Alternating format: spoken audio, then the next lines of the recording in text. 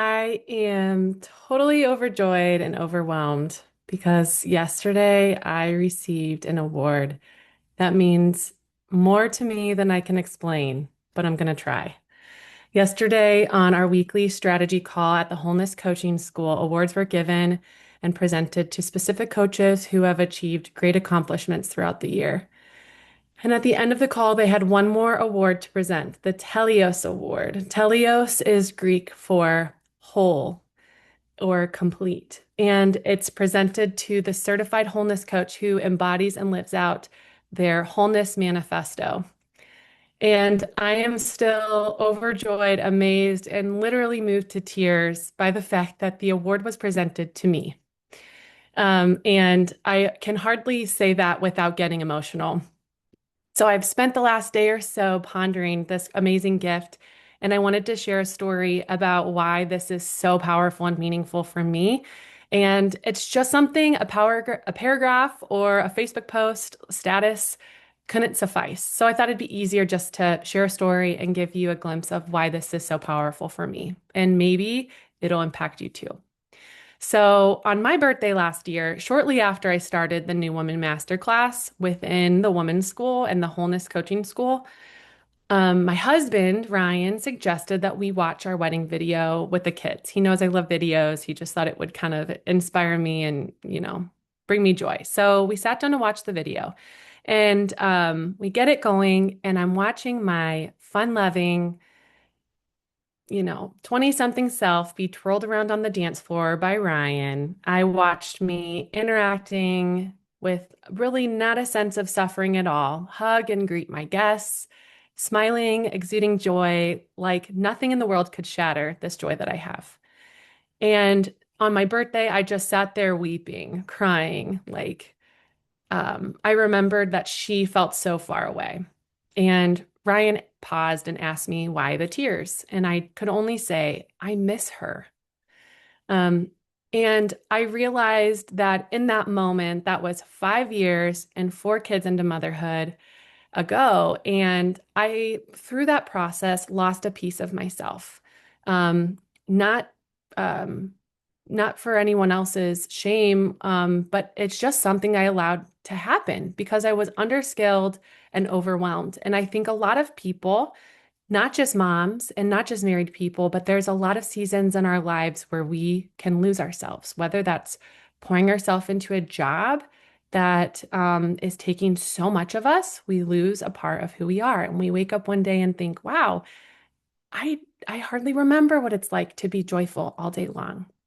So I found that in the day to day of myself pouring myself out for others, I failed to honor all the parts of me, my whole self, so that I could live a life that's fully alive. So this morning, I was reflecting during my prayer time before the kids get up, and I was pondering this passage from an Advent book that I'm reading. It's called The Read of God. I'd like you to just sit and kind of take this in with me.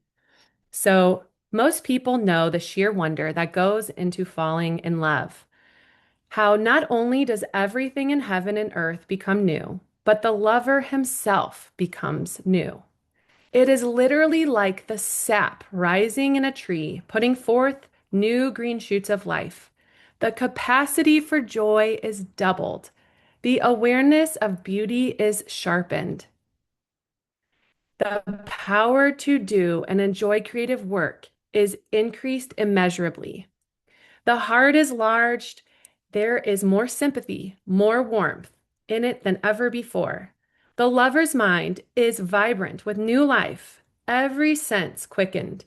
And while his blood races, an immense power of tenderness makes him so much the ruler and master of all this passion of joy that he's also able to bestow it on another with restraint, with such gentleness that however frail she is, she can receive it.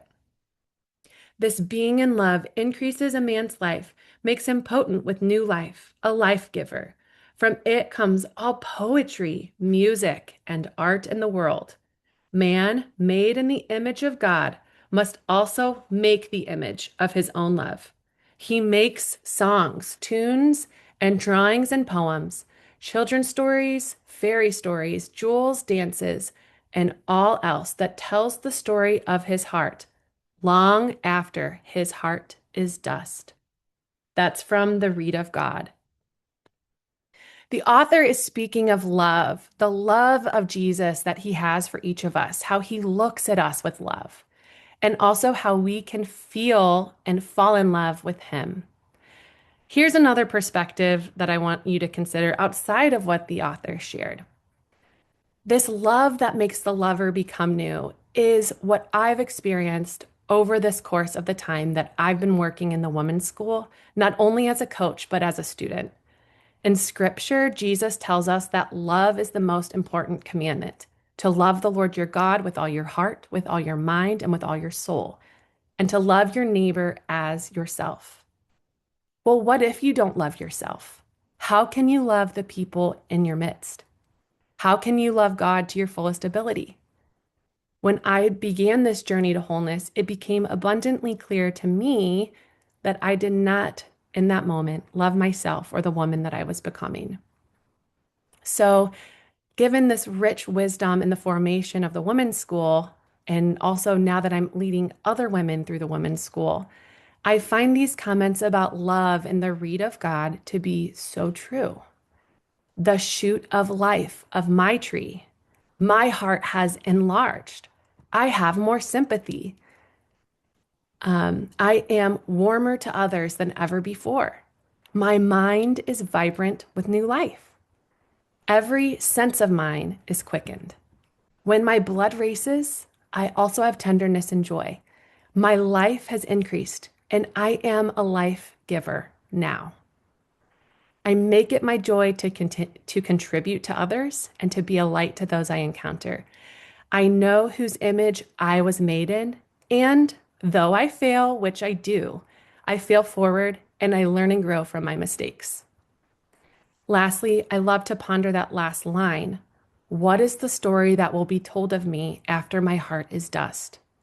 The women's school is helping women intentionally design their life, mine included, so that when we pass on from this life, we are a living legacy for our family members, our children, our friends, and those we work with.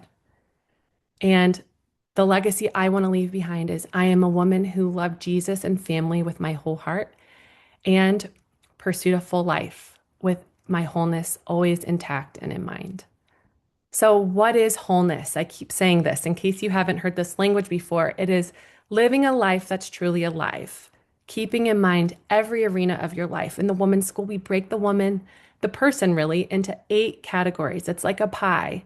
And so you have your self-image, that opinion you hold of yourself, your health, your wealth, your environment or your home, intimacy or marriage, friendship, contribution, and family. And when something in that pie is not in whole, everything else is impacted.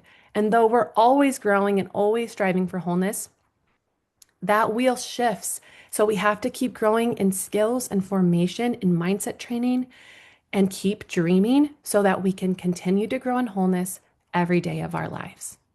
So, as I reflect on this award that I was given yesterday, I realized that it meant more to me than any other award that I've received.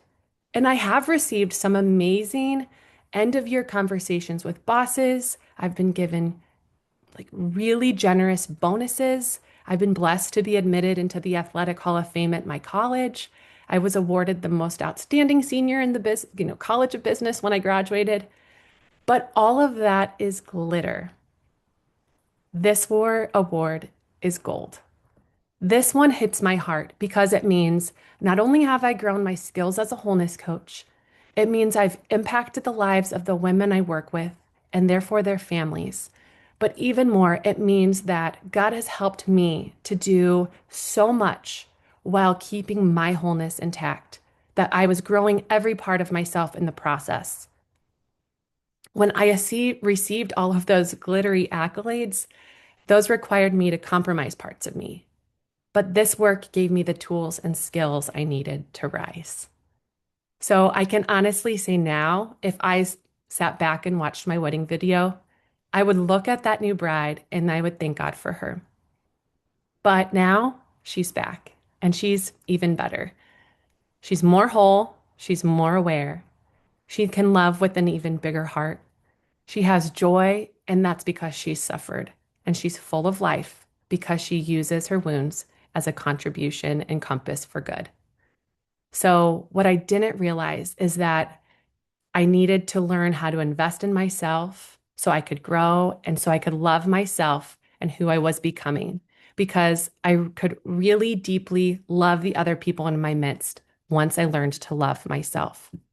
So today I have immense gratitude. I am praising God and thanking Him for this amazing Christmas gift, this award, but also this journey that I've been on and been able to share with so many women.